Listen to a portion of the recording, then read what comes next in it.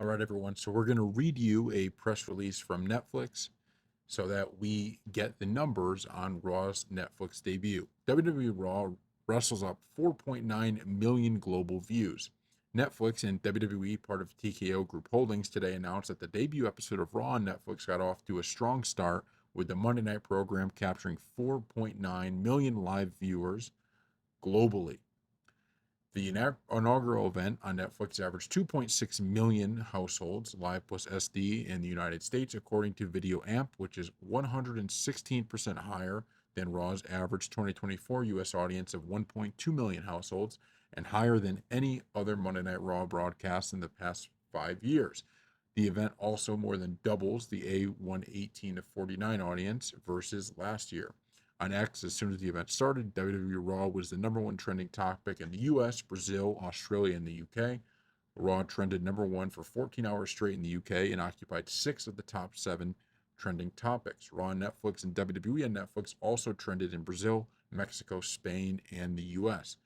WWE generated 223 million social views across platforms on the day of Raw's Netflix premiere, more social views than any Raw episode of 2024. The debut of Raw on Netflix, which took place at a sold-out Intuit Dome in Los Angeles, set a company record as the highest-grossing WWE arena event of all time. Additionally, the event set a merchandise sales record, becoming the highest-grossing non-premium live event of all time.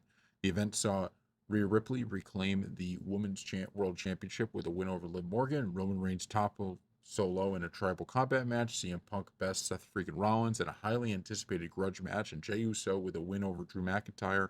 Monday's event also featured appearances from Dwayne The Rock Johnson, The Undertaker, Logan Paul, Travis Scott, and John Cena, who officially kicked off his year-long farewell tour, which will be featured prominently on Netflix. In January 2024, WWE Netflix struck a landmark deal to bring WWE's flagship weekly program Raw to Netflix beginning in 2025. Netflix is now the exclusive home of Raw in the US, Canada, the UK, Australia, and Latin America, among many other global territories.